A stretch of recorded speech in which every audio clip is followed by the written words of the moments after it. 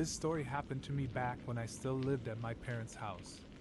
I was commuting to college at the time, and had three siblings that also lived at home, my brother and two sisters. For some context, we lived on 5 acres in rural Ohio, surrounded on both sides by woods and farm fields. Additionally, during the week, my dad normally left for work at 2 a.m., so I had always felt like it my job to be the man of the house because he was gone during the times when you would imagine something sketchy happening. However, on this night, because it was the weekend, my dad was home. I woke up to the sound of my brother's voice trying to get my attention. We had separate rooms upstairs, and coming out of our rooms, you could look down over the banister and to see our front door. When I woke up, it took a few moments to get out of the haze and realize what was going on. I looked at the clock and it was around 2:30 a.m., and my brother told me there were two men at our front door. Now this really woke me up. We quietly walk out of my room and peek over to look down at the front door. When we looked, there was no one at the door, but I noticed my parents off to the side, out of view of the glass on the front door. I whispered down to my dad, and he told me there were two guys who had been talking to each other and knocking on the door. Hearing my dad say this freaked me out even more. I went back into my room and grabbed my pistol, quickly shuffling down the stairs after looking to make sure they weren't at the door. If they had been, they would have easily seen me coming down the stairs as it is in direct view of the door. My brother is right behind me as we head over to where my parents are, whispering to try and find out what is going on. My parents had awoken to the sound of our dog barking and had come out to find these two men knocking loudly at the door. At this point, the men return and begin knocking again, despite the fact that no one had come to the door and our dog was still actively barking. The fact that they were there at this time, in a location where houses are spread out hundreds of yards, and still knocking with the dog barking, made the situation even more terrifying. After a couple of minutes, the men walked away, and we all shuffle across the kitchen into the family room to peek out the windows into our driveway, which is lit up by our outside light. There was a black Cadillac sitting there, but no one was inside from what we could see. Immediately the question was, where did these guys go? They weren't in their car and they were no longer at the front door. Unfortunately, we figured out the answer when the handles on our back French doors started jiggling. They were actively trying to enter the back of our house, which enters into the kitchen. At this point, I just remember my mom frantically saying, "David!" to my dad, as pure terror overwhelmed her. Then two things happened. Adrenaline filled my body as I prepared my handgun, horrified at the very real possibility that I might have to shoot these men. Secondly, my dad finally grabbed the phone, called the police, and calmly told them what was happening. Thankfully, after a minute of jiggling, they stopped at the back door and disappeared again, only to return to their knocking at the front. However, at this point, several minutes had gone by and suddenly we saw the local police fly up in multiple cruisers with their lights on. As they whipped into our driveway and front yard, the two men bolted away, attempting to run the long way around the house across the driveway. One of them disappeared out of our view, but the other one was intercepted by an officer yelling for him to get on the ground. He didn't, and he was immediately tased and fell on the ground. Some of the officers went around the house after the other guy, and one of them came to talk to my dad and I as we came out the front. They ended up finding the other man hiding in my sister's little playhouse in the backyard. It appears both of them were drunk and or high, as the one who hid had cocaine on him. While they were both arrested that night, we never did find out what they were charged with or what happened to them. Needless to say, the whole experience wasn't fun. So, random men at our door in the middle of the night, let's not meet again.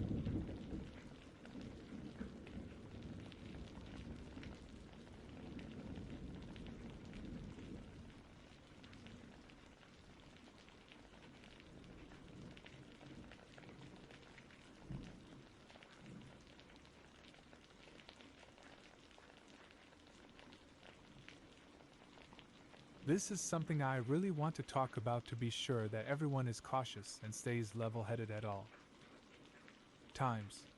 Now, for context, I lived in the middle of nowhere in Canada. It was an old town that had quite a few abandoned buildings due to absence of residents. Me and many friends were tired of the lack of entertainment options for us, so what we did was explore these abandoned buildings. Prior to the experience I am about to talk about, we never had anything too crazy happen to us.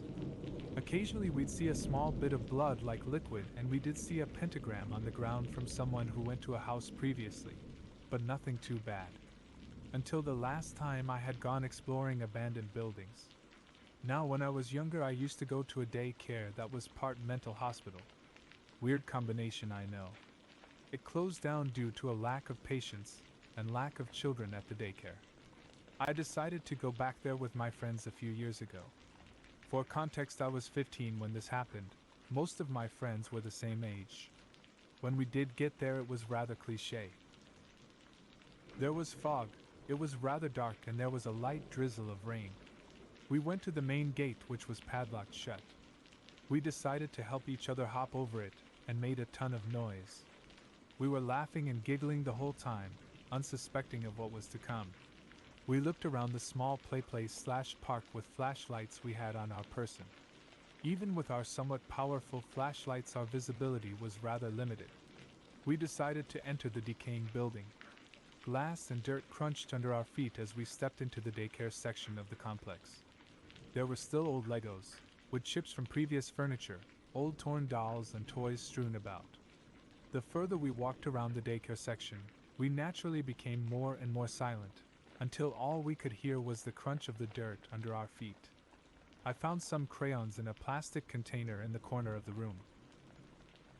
I walked over to pick them up, when all of a sudden we heard a loud crash coming from behind a metal door leading to the psych ward part of the building. My friends and I all looked at each other. As a whole, we were a group of 5, most of them were very bold and cocky. We all looked at each other when my friend Brian suggested we go and look to see where the sound came from. Personally, I was not too fond of the idea, but with my group of friends there was no way anyone was going to decline such a thing. We all stacked up on the door and opened it. It was rusted to the floor, and we heaved to get it opened. As we walked in, the metallic smells and must became stronger, with a hint of something else which I couldn't put my finger on at that moment. We walked in, our flashlights pointed in every direction with Brian leading the group. The hallways were tight, and to the left and right were the occasional metal doorway, some with doors open. I felt slightly claustrophobic, and it felt a little hard to breathe. As we continued, Brian shone his flashlight into a room and recoiled. We all stopped walking as Brian slowly entered the room. "What is it?" I asked him. "I thought I saw someone here. It seems all fine now." To be honest, I thought he was just messing with us to increase our anxiety. But looking back, I think he was completely honest. He backed out of the room, and we continued walking deeper into the psych ward, when another friend swiftly told us to stop. We came to a halt and all listened. In the distance ahead of us, we heard the subtle pitter-patter of footsteps echo through the hallway. We all looked at each other, fear in each of our eyes. Brian continued walking toward the sounds. We considered turning back for a second without Brian, wondering if some ghost or something was in the building. But we couldn't do that to him. The closer we got, the more I felt like I was being watched. When finally we entered a room on the right which had the smell of rotting meat. In front of us was a dead deer. Its innards were spilled all over the floor, staining the concrete. A friend of mine had a very weak stomach and vomited all over the floor. That's when we heard whispering from somewhere. Brian shone his flashlight to the corner of the room where a man with short hair was standing with his head down. He wore a bright green t-shirt stained with what I assume was blood, and torn beige pants. He did not have any socks, and his feet seemed damaged. He was twitching sporadically, and continued to mumble even after we saw him. We stared at him for a solid 30 seconds before he made his first true movement. He looked up at us with a haunting grin that sent shivers down our spine. "You guys here for the feast?" He said each word with varying inflection and energy. This kicked us over the edge and we bolted out of that room all the way back to the daycare center. The door was still open and we decided to try and slam it shut, but the rust and pure weight of the door almost kept it open. It took 3 of us pulling with all of our strength to close it. And just before we did, I could still see the silhouette of the man watching us, his white teeth being the only other human feature I could see. As we sat behind the metal door, catching our breath for a second, all looking at each for confirmation that we all saw the same thing.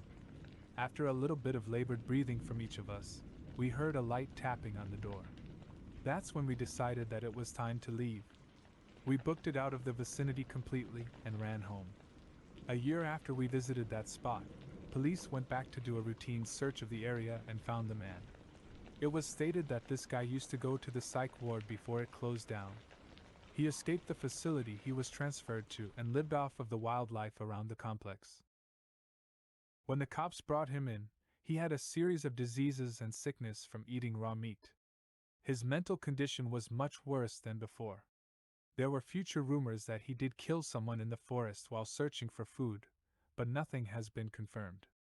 In the end, guys, be careful, especially in dangerous areas such as abandoned buildings.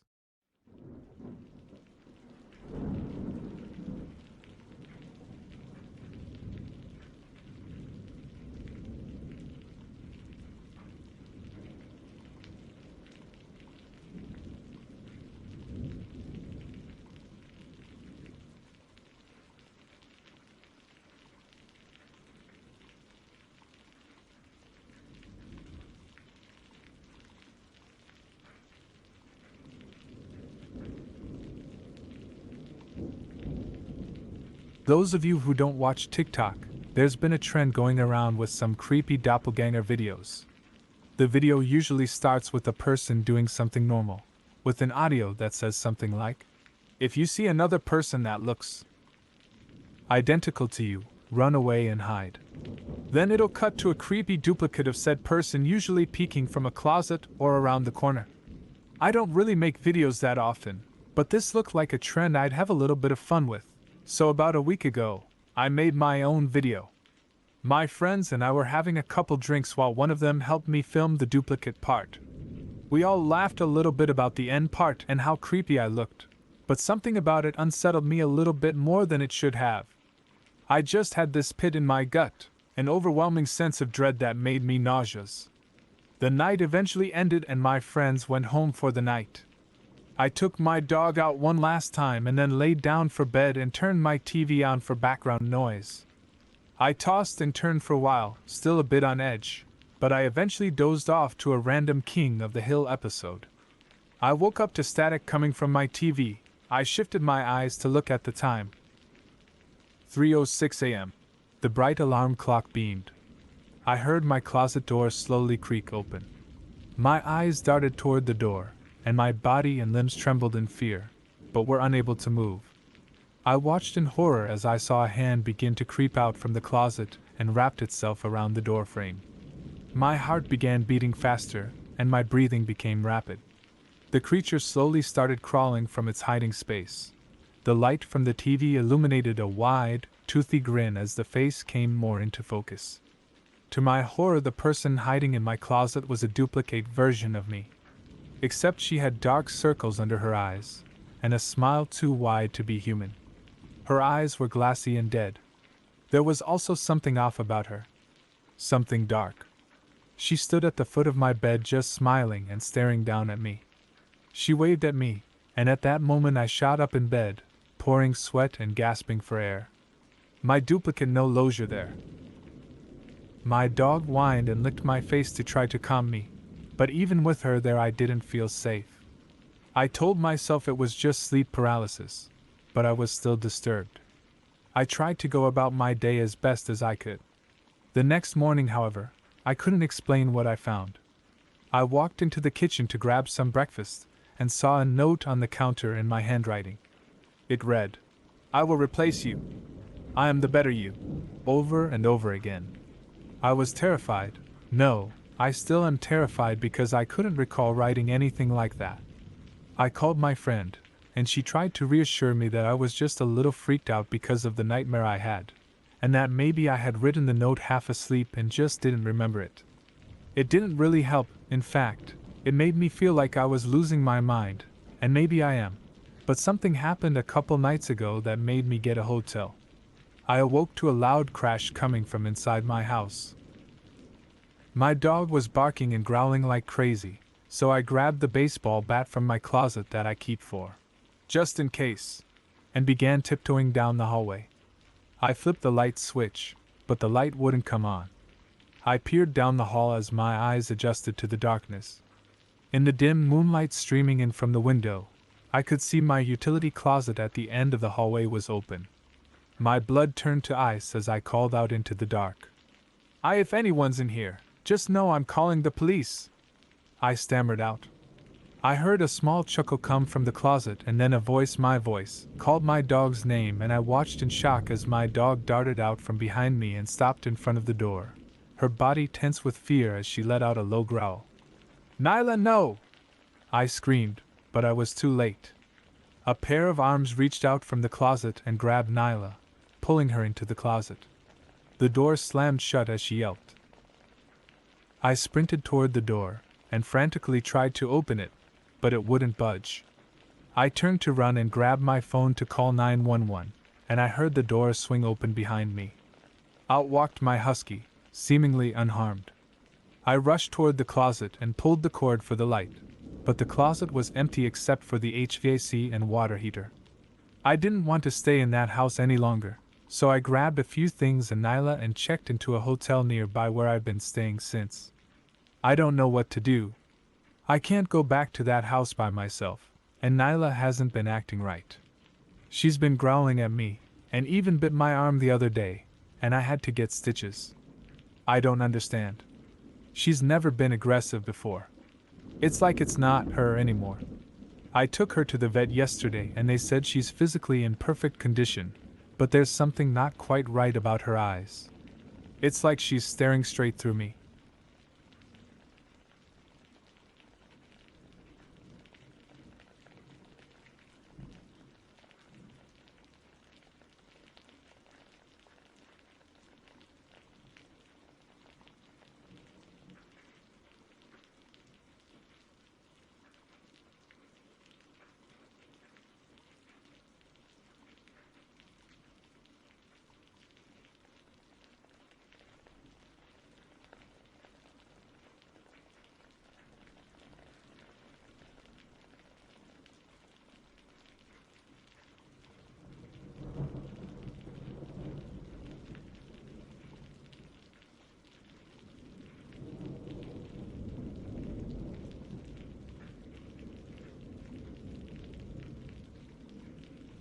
The way. That day, I felt slightly uncomfortable.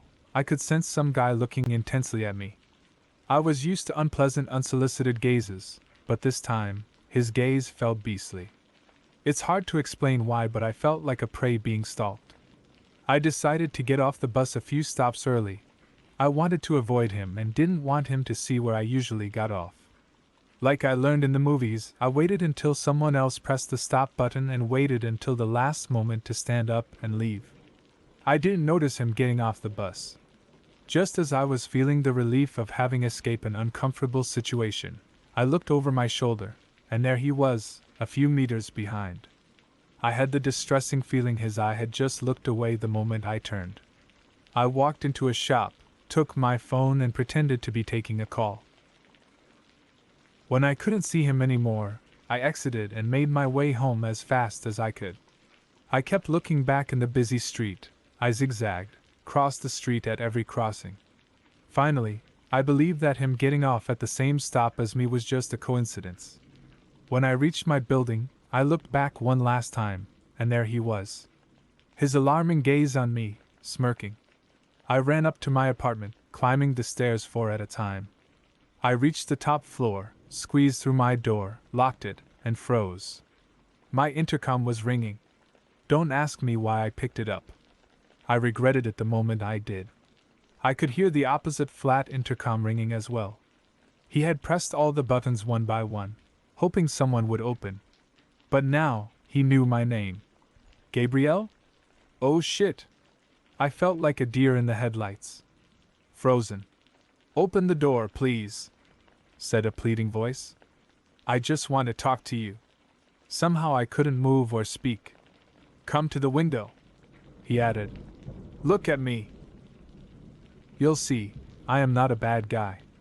Something clicked. He wanted to locate my apartment in the building. I was not going to make that mistake. I hung up in shock.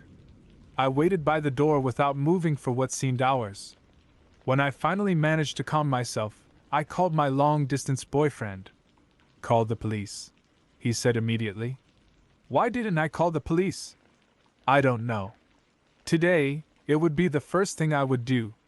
The fear of making a big deal out of something not important, perhaps. What an idiot I was. I called my best friend instead. I didn't want to feel alone. I told her all about it, and after a while I felt better, safe. We started laughing. Suddenly the intercom rang again. 2 hours had passed since I'd come home. I answered. Gabrielle, said the voice. Open, please. I still remember the chills I felt. He was still there. He was there all this time. I was silent, petrified. He was silent, but I could sense his trepidation. Gabrielle, let me in. I am so thirsty, he said. Just give me a glass of water. This broke the tension. I hung up, curled up in a corner, literally in recovery position, terrified. I waited. I was scared to make a sound. I knew he couldn't hear me from the hall, but I was scared to even breath. The intercom rang again. And again. I didn't answer this time. I crouched to the sofa and fell asleep in exhaustion. I heard the intercom ring one more time in the middle of the night. I woke up in the morning, afraid to leave my apartment. I called my dad, who came to pick me up. There was no one in the hall, but there was a note in my mailbox. Gabrielle, I am a nice guy. You should have opened to me. We immediately went to the nearest police station. The police listened and of course told me that I should not hesitate to call them. My dad called a locksmith to install digicode on the building door the same day and wrote a message to each of my neighbors asking to not open the door to anyone they didn't expect. He sat in the cafe in front of my building with 2 friends every evening for more than a week. I never saw the stalker again. After this episode, I used a different route to and from uni every day. I kept my phone tightly in my hand and looked back every few meters. Today I am still very observing of my surroundings. I never answer the door if I am not expecting someone. So, people, if you ever find yourself in any kind of uncomfortable situation, call the police. Don't be an idiot like me.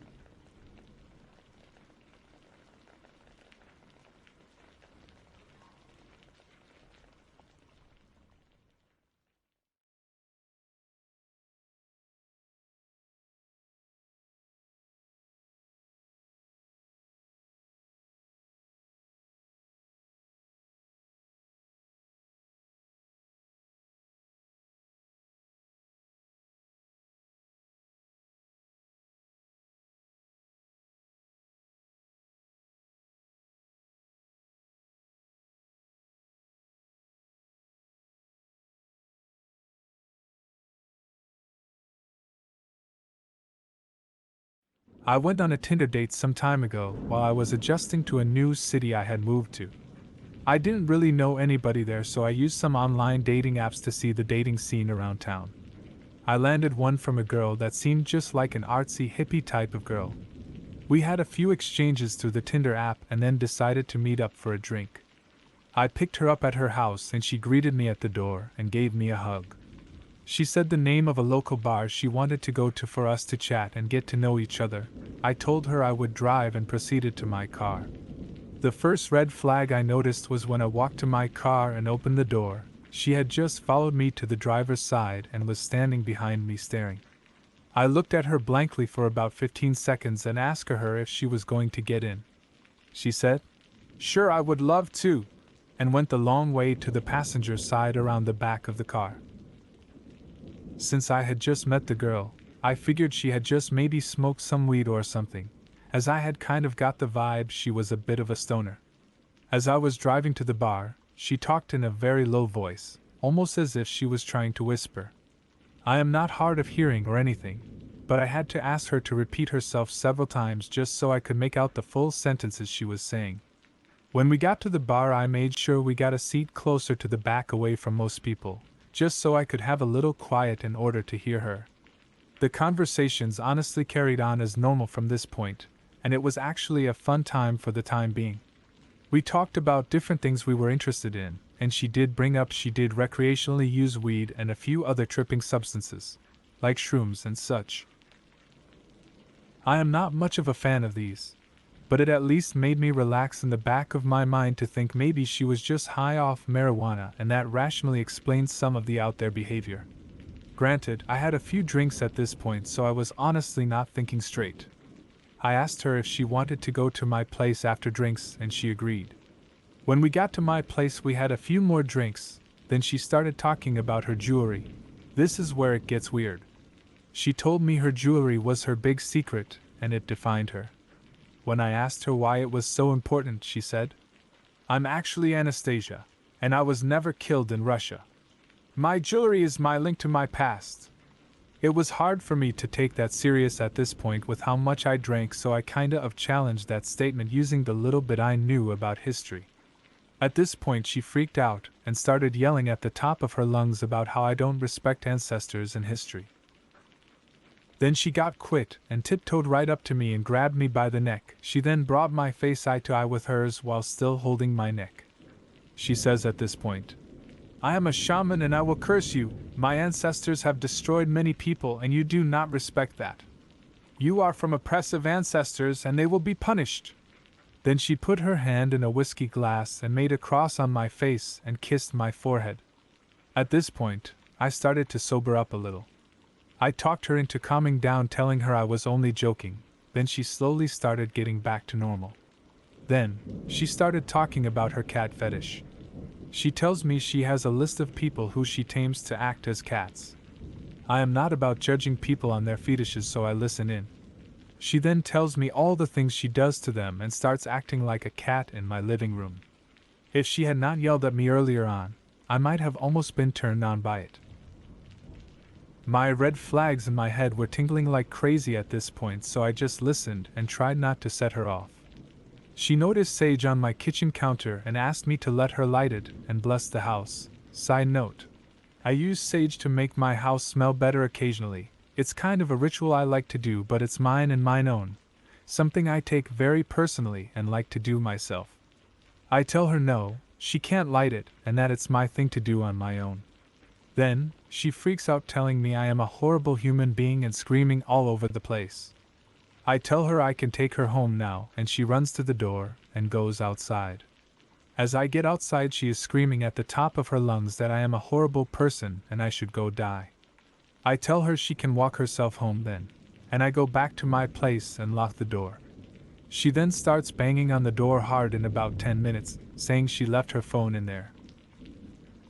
I grab her phone off the kitchen counter and open the door to hand it to her. She tries to barge inside and I block her with my forearm. She then acts like she is about to punch me.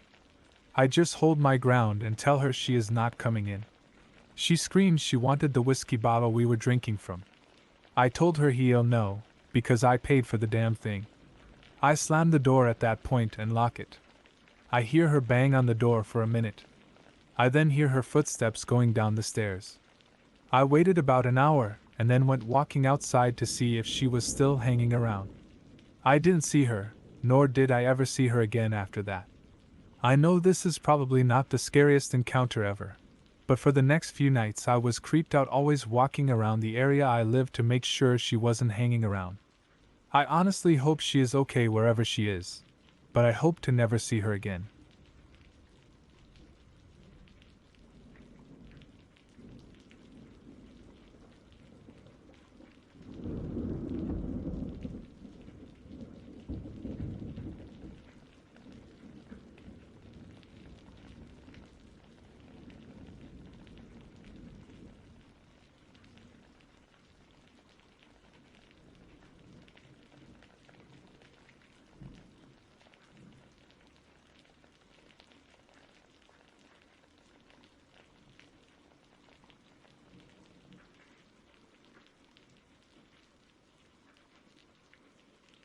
I've been debating about whether to post this or not, but I've finally decided that it's been long enough for me to talk about this.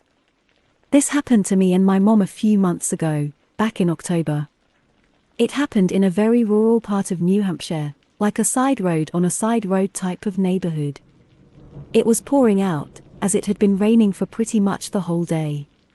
My mom had just gotten back from down the street in my sister's car, and I was on the couch in the living room when suddenly I heard the doorbell ring. Our front door has a big glass pane in the front, so we can look out from the inside, and someone can look in from the outside. Through this window pane, I see a man. I didn't get a great look at him, as I didn't have my long-distance glasses on. The man noticed that I had seen him, and waved as if trying to be friendly. For the rest of this post, I'll refer to him as Poncho Man. I got up, and thought about opening the door for Poncho Man, but relented.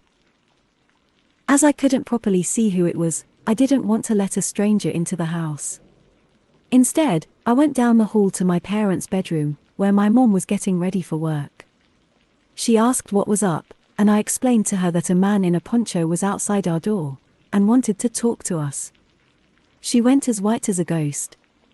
Immediately, she stopped getting ready, closed and locked the bedroom door, and started checking the windows to make sure they were locked.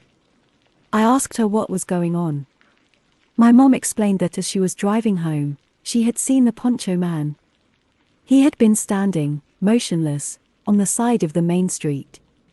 As soon as my mom turned down our road, he started to walk, presumably to follow her.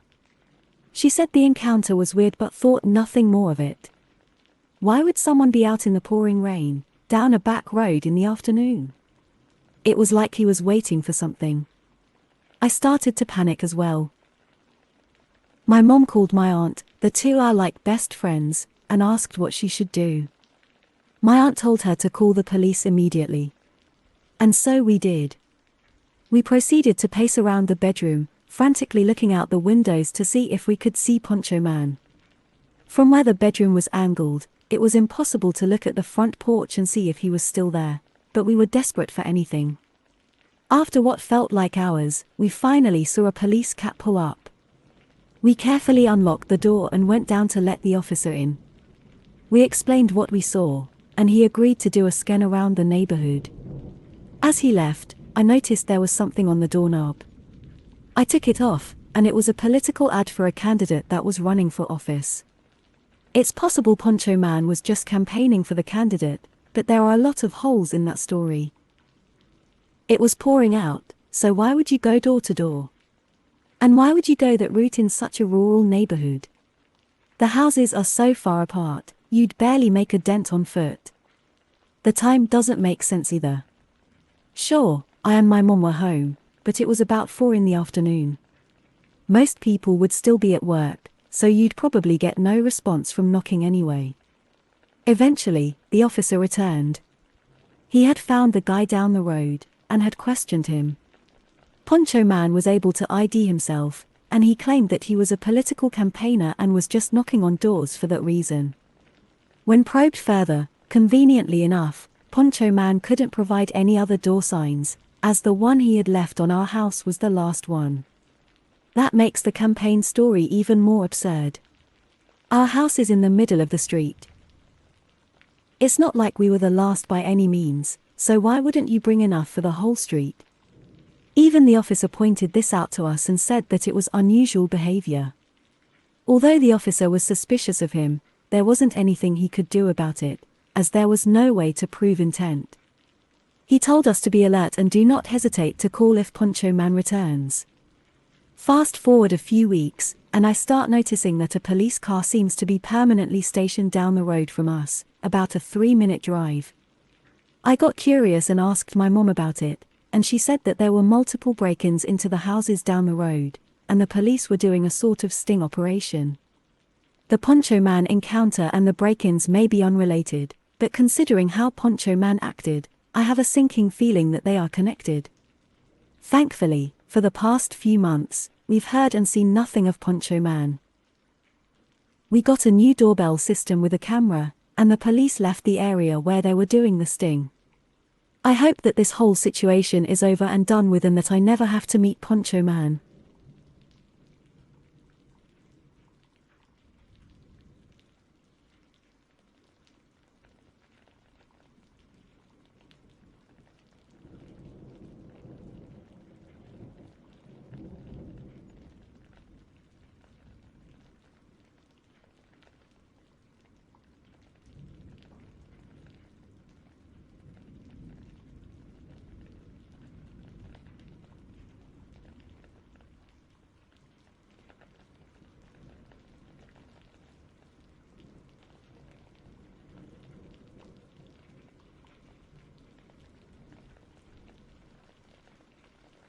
When I was a kid, my family and I would camp put a few times a year out at my grandmother's property. It was way out in the country, in rural Indiana. My dad is a big outdoorsy guy. He isn't a hunter though. We got out there one year. This was the first time that year. We unpacked and got all set up. I helped set up, and then went off into the woods.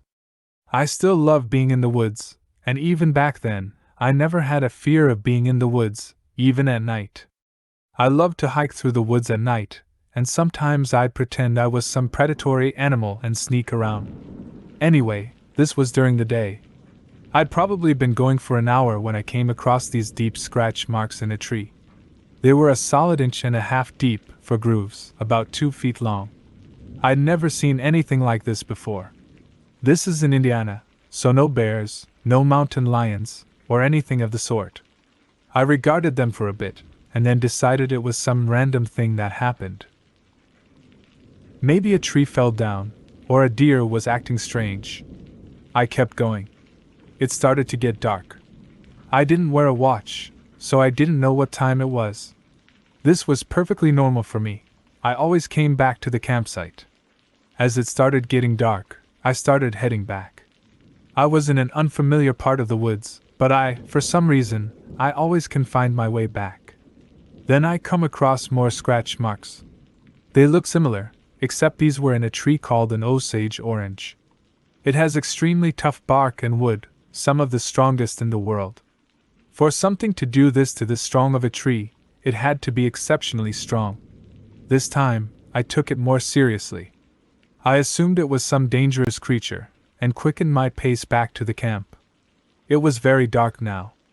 The crickets were chirping away, and if I hadn't been in the woods for so long, I wouldn't have been able to see. Probably around 30 minutes later, I realized that the forest was dead silent. I had been so deep in my thoughts that I hadn't even noticed, but they had probably been silent for a few minutes. I was just really confused at why they stopped. I started looking around and moving much more quietly. This next part sounds crazy, but I promise it is true. I kept moving, very slowly, and so very quietly. I was definitely scared now. It was a novel sensation for me, being scared in the woods. A quick side note, I am and always have been an atheist, so I am not going to attribute my luck to some supernatural force or anything. Now, like I said, this sounds crazy, but hear me out. I still remember this moment like it was yesterday. I was creeping over a patch of dirt, on which it is very hard to make any sound, underneath a huge walnut tree, when all of a sudden, I heard this nearly silent sound in the branches behind me. If I hadn't been on dirt, which it is hard to step loudly on, I might not be writing this today. There was that sound, and I jumped in surprise because the woods were so quiet. Then something huge slammed into my back. I felt this sharp pain on my right shoulder, and another pain further down my arm. I was knocked to the ground, and I spun around to see what I now know was a mountain lion. I wrestled with it for a bit, and then was able to kick it off and got to my feet. I waved my arms above my head and yelled incoherently at it while moving towards a large stick. This stick was very large, but I was so charged with adrenaline that I hefted it easily, and then swung it as hard as I possibly could at the lion. I hit it square on the side and knocked it off its feet. It yelled loudly, and laid there for a moment. It was definitely dazed, probably with a few ribs broken, but I didn't stick around to examine it. I dropped the branch and took off through the woods. I don't think I have ever run so fast in my entire life. When I finally got back, my family saw how bloody I was, as did I, noticing for the first time how injured my shoulder was. They immediately told me to get into the car, and drove to the hospital, which took 45 minutes because we were so far out in the country. I had to get surgery to fix a tendon in my shoulder, it bit right through it. My arm was okay, it was just a flesh wound from its claws. Looking back, I feel so lucky because it was undoubtedly going for my neck, and it somehow missed. A few days later, my dad read in the paper about how a mountain lion was sighted in the area where we were. A pet gotten loose, or something else, I do not know. But I haven't been in those woods since.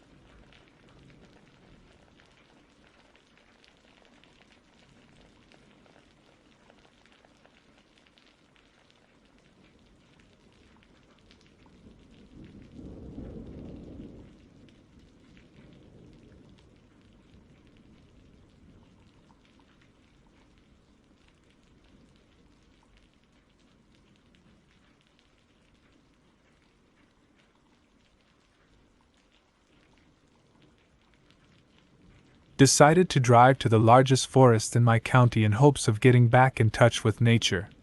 Needing to clear my head, I asked the local forestry office the best place for a quick walk off of the main trails and was directed to this picturesque spot a little ways down the road. No reception, with the rare bit of blue sky we get in the UK. I was glad I made this spontaneous trip, and as I walked further down the path I saw a clearing in the trees to my right. Since the plan was to get closer with nature, I ventured into the trees off the beaten path. It was great. I explored the area, listened to the birds as they swooped from branch to branch. Even got a good 5 minutes of meditation in, before I heard what sounded like two animals fighting. I assumed they were just foxes and moved on. I unexpectedly reached this sand road as I emerged from the trees, but decided to walk along it for a moment as I scanned for an entry into the forest on the other side of the road. But as I looked around, I spotted a bra dangling from a bush near the road. Now, I'm aware people go to the forest for all sorts of reasons, but this did put me slightly on edge. As I turned around, I heard an electric car making its way up the road. By the time I heard it, it was less than 300 yards away. My instincts told me to hide or just avoid being seen, but there was no time, so I simply gave a polite nod as he passed and made my way in the opposite direction. He parks up behind me, just out of view. I begin to make my way off of the road, intending to go explore further, but when I saw the car, for a moment, doing a 180 turn then parking again, something told me to turn around and go back the way I came. As I made my way back onto the road, I spot this man in a white shirt behind the bush the bra was hanging from. He was going in the direction I just changed course from. I crossed the road and made my way back into the forest I had arrived on the sand road from. When I got slightly further in, I turned around to check if the man continued in the opposite direction, but he didn't. Instead, I see he has also crossed the road and is making his way into the part of the woods I entered. By this point, I knew I was being followed. There was no way he coincidentally went one way then turned to head into this part of the forest that I entered. But I kept my pace brisk, rather than running. My physical health can go south quick, my knees are brittle and my ankles are weak. So rushing could cost me, especially since I still had to reach my car and drive away. As I traveled further, he was always following. Was cursing my luck as I made my way to the end of that section of the forest, just before the path that was after a large patch of grass and shrubbery. But as I looked back, I couldn't see him. I stopped for longer than I should have, scanning the trees and listening intently. But I hear nothing. See nothing. I make my way back onto the path with some relief and turn one last time to check the tree line. When I see he's not there, I begin considering I was overthinking the whole situation. But just as those thoughts cross my mind, I see the man emerge from the opposite side from where he was previously. At the edge of the tree line. He just stared at me. But I wasn't going to take any more chances, so I made my way down the path and back to my car, making sure to get out of there quickly, as I knew he would have to head down the same tight country road. I reported the man to the forestry office, but there wasn't much they could do. So that was it. When I paused at the tree line, when I couldn't see him. For him to have emerged from where he did when I had made it back to the path, he had to have approached from another angle. An angle that I admittedly wasn't checking. But I'm glad I never went further into the forest. I'm glad I followed my instincts. Otherwise, the only way back would have been through him. And God knows what his intentions were.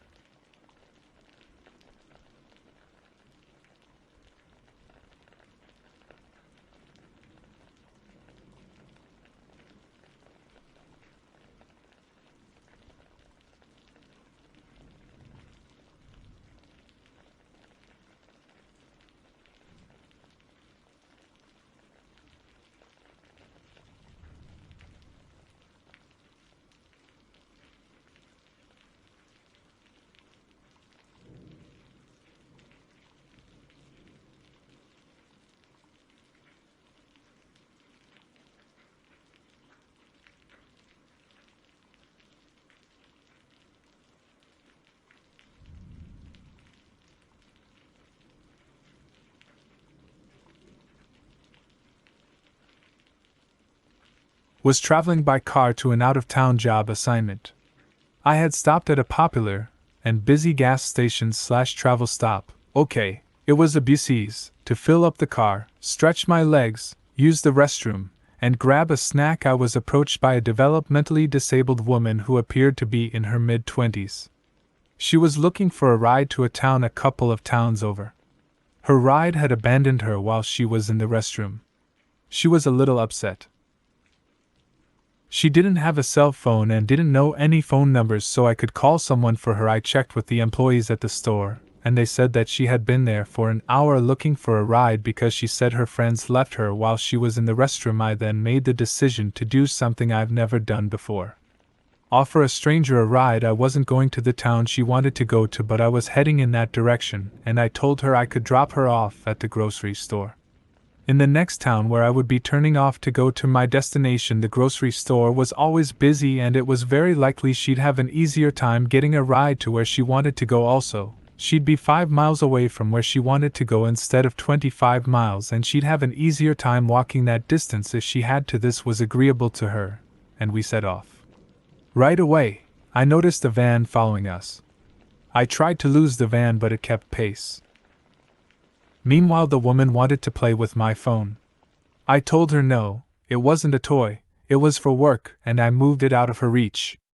The van speeds up and starts to get closer. The woman suddenly remembers her boyfriend's phone number, and we need to call him. I can't use my phone while driving. This was pre-car sync voice activated operation, and I was approaching the outskirts of the business district of next town, and no cell phone use while driving, signs everywhere. I told her, "We're almost to the grocery store. We can call him from the parking lot." She becomes agitated and yells, "No! You have to take me home. I told you I can't do that. I'm not going there. It's in the opposite direction of where I need to go, and I'm expected soon. We'll call him from the parking lot." She becomes more upset and frustrated. The van is getting closer. I pull into the grocery store parking lot. It's about 4 p.m. The grocery store is busy. I pull up in front of the store and ask for her BF's number. She can't remember his number. She won't get out of the car. She's arguing with me, and the van is pulling into the parking lot. There is a sheriff's deputy parked nearby, and I roll down my window and signal that I need to speak to him. He walks over and asks me what's going on. I tell him where I met the woman, and now she won't get out of the car, and under my breath I tell him the van has been following us. The deputy tells the woman, "She brought you where you asked her to. It's time for you to leave her car now. She slowly gets out of the car and I ask once more for her BF's number, and she says, "You're crazy. I don't have a boyfriend. Oh look, there are my friends now." And she points to the damn van, the deputy, and I share a look, and he says, "Give me your contact info. I can delay them for about 20 minutes while I check their license and registration and lecture them about abandoning a special needs adult. You get out of here and I'll check on you before my shift is over. And don't pick up any more hitchhikers." I left and went on to my destination. He called me to make sure I got to where I was going and told me that they were keeping an eye on the van and its owner. He told me he also contacted a colleague at the sheriff's department in the county where I was working and that she would contact me in a day or two while I was on assignment there. I spoke to 2 deputies and a detective about the woman and the van. No one ever told me anything about them, but they were very interested in them. My nightmare is one day I'll turn on a true crime show and see a report about this woman and her gang robbing and killing people.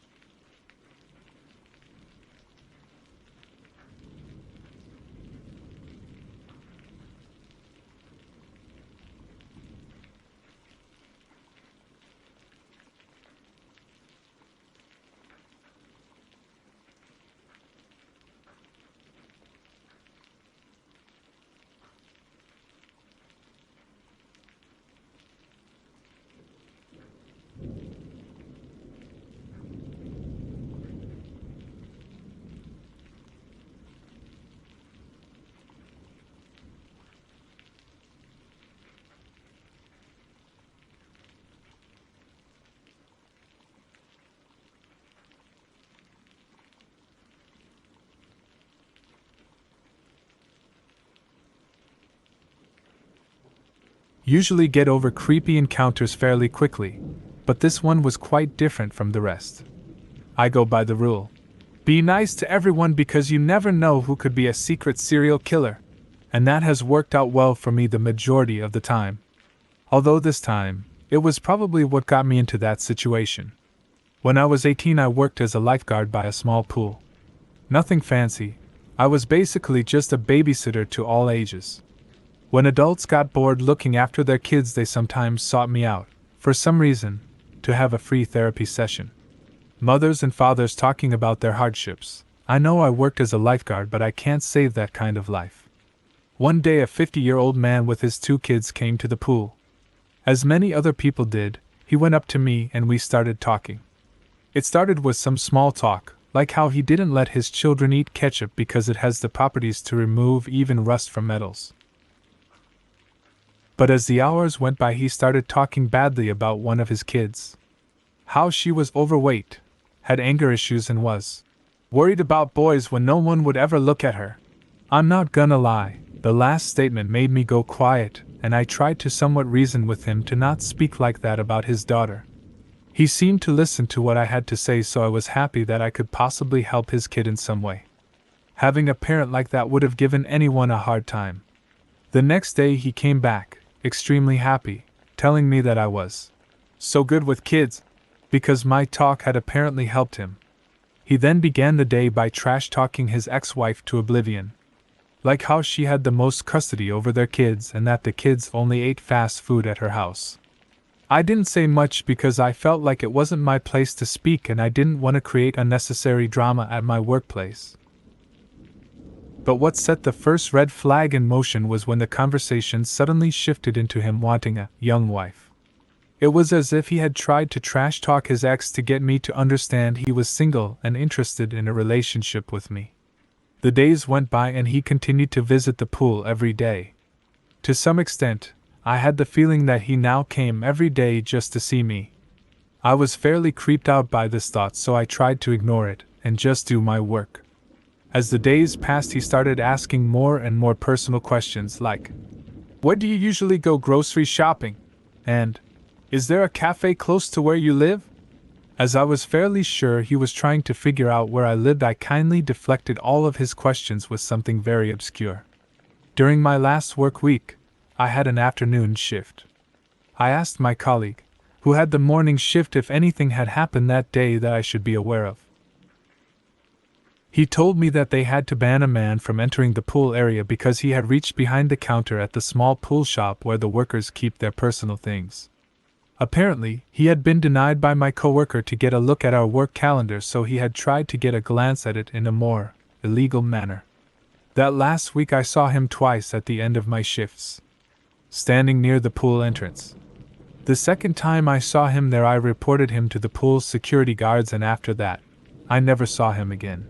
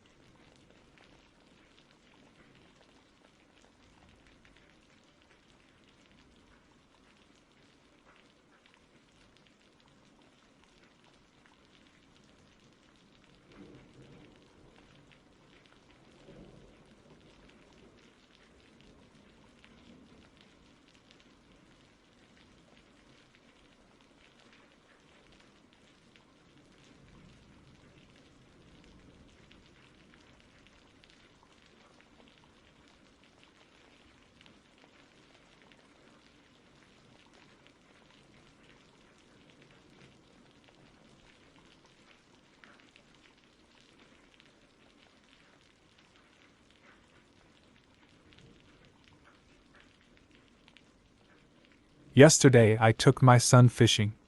He wanted to go to a nearby lake that we haven't been to in quite some time. It's not known to be a great area. For some background, the last time we went, about a year ago, a car drove by and screamed, "Nice ass!" at me while I stood there with my young son. This kind of garbage behavior is unfortunately expected in the area. It's also known to be a late-night hookup spot as well as a late-night drug deal location. Due to the lake's reputation, I had made a deal with my dad that I wouldn't stay there past 4 p.m. without him. On to the story. My 12-year-old son, who looks much younger than he is, and I pulled up at our favorite fishing spot, a small pond on the opposite side of the road as the lake.